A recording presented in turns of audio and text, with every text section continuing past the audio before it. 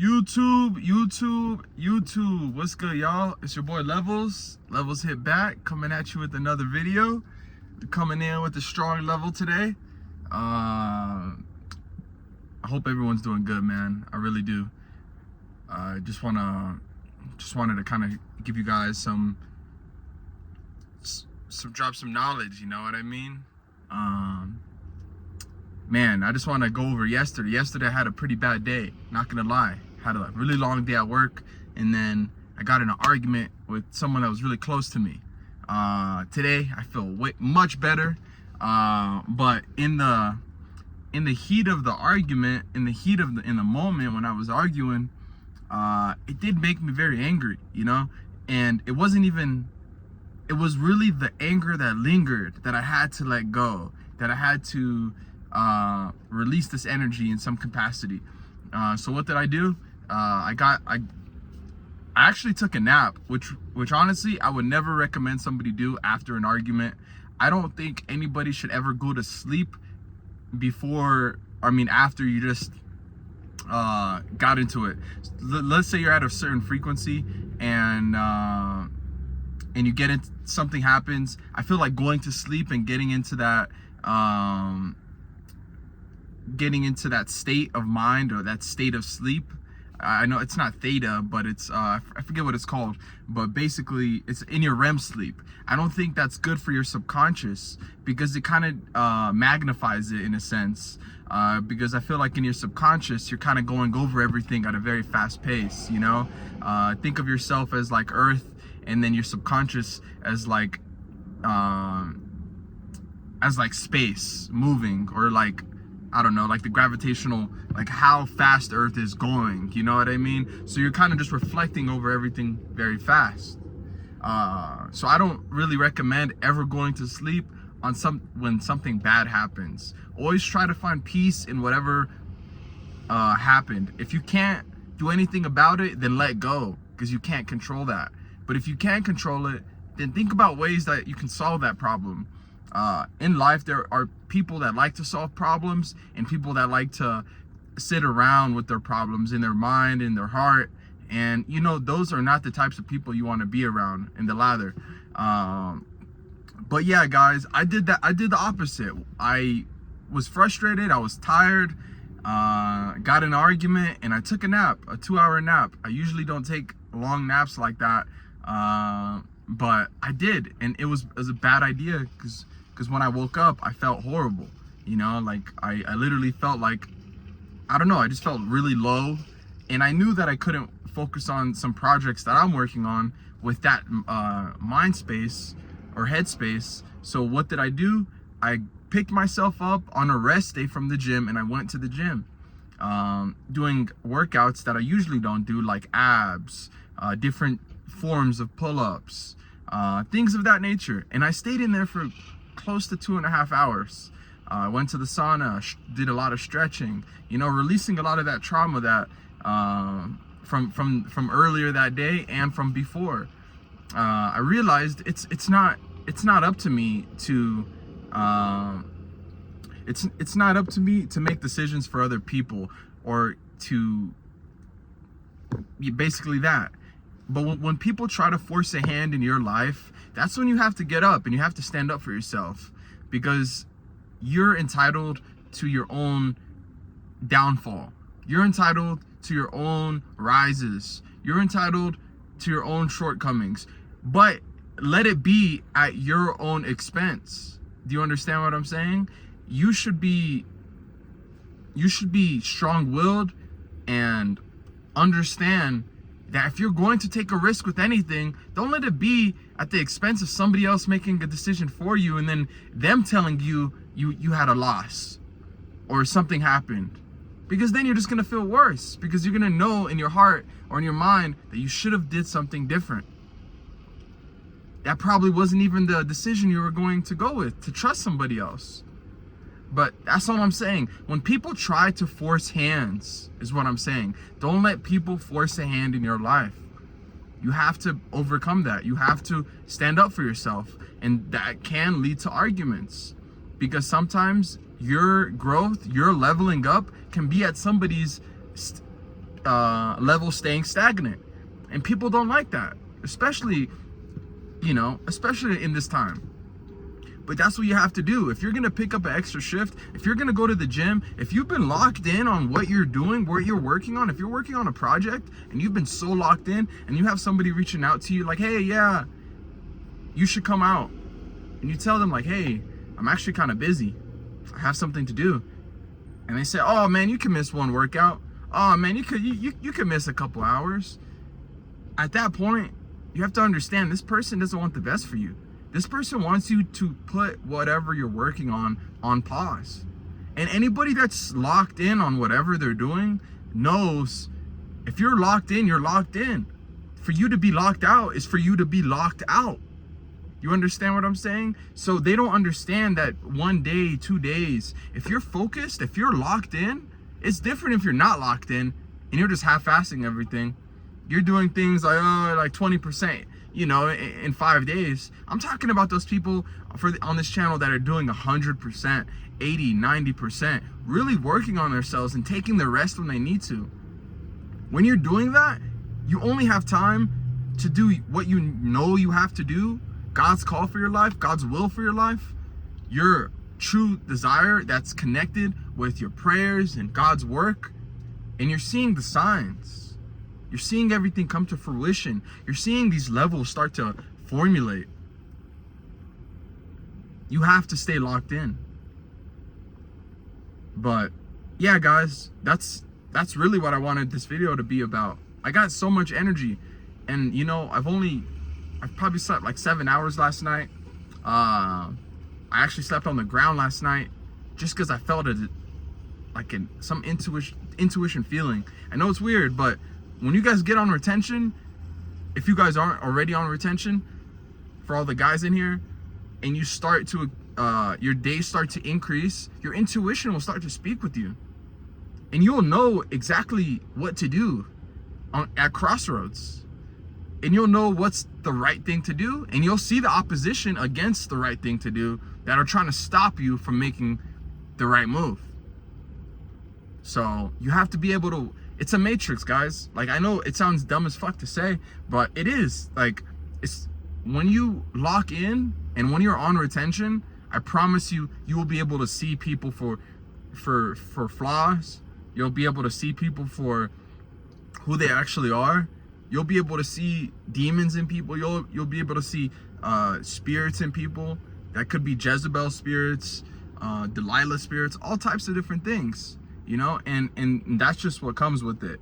So if it was up to me, guys, I would just say continue to work on what you know you have to work on, and yeah, this game of life isn't fair, but the only way you're gonna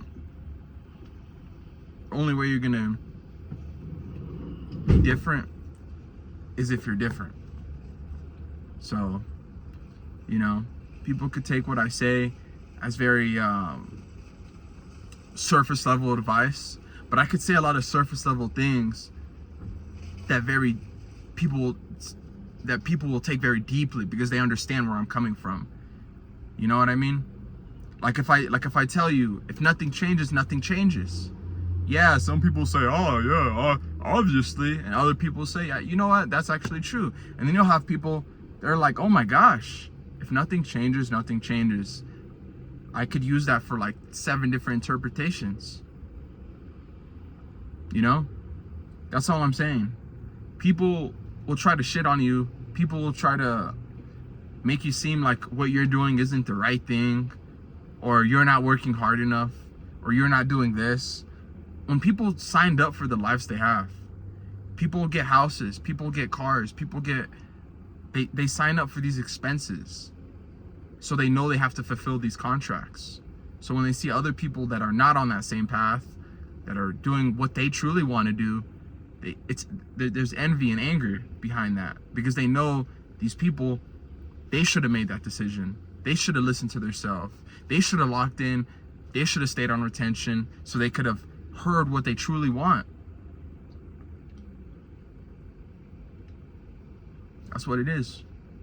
And that's what this game is all about. Truly, the highest level we can get to is the closest to God that we can get to.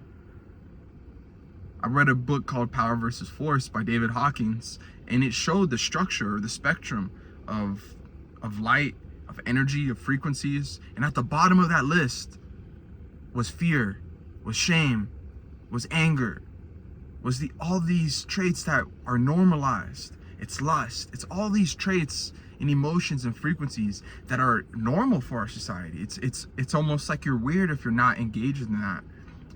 And it could be as simple as just getting mad at the TV when you see something and people are like, oh, that's not right. And they'll go into a whole spiel about how that's wrong and they're angry. Or it'll be somebody that doesn't feel like they're working hard enough because of the people around them, and that's shame. And then you have the exact opposite of that list, which is strictly just pure love. The top of that list, in that book, it said the only people to reach the top of that list were like Jesus. Truly, like, and this wasn't even a Christian religious book. This is just going straight off of knowledge, straight off of frequency, straight off of what you're doing, how you're reacting to situations. That it's literally just going straight off of that. So, and I'm talking about Jesus. Below that was like Buddha, and there was like different levels, even in the spectrum. And you can actually use certain levels to increase your level. So if you know that to be at neutral, and like let's say neutral is the middle ground, and anger is right here, and there's pride right here, and there's fear right here, and shame right here. You can actually use, let's say, if you're shameful, you can be shameful, but you want to use a different emotion to get you out of that shame. And then once you get there, you can try to use, let's say, even anger to get out of whatever that was, whatever it is. And then you can use pride to get out of anger, and then you can use this to get out of this. But even you don't want to stay anything below neutral, though. That's the key. You don't want to be on that below the medium. So that's what people don't understand in this life.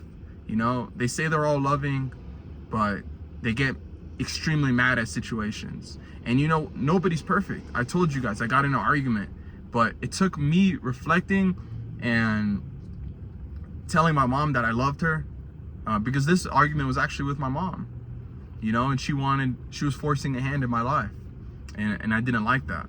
But I told her, like, after I came back from the gym and I felt much better, you know, I expressed love, and I told her everything was gonna be fine, and that creates a straight road, you know, for my own sake.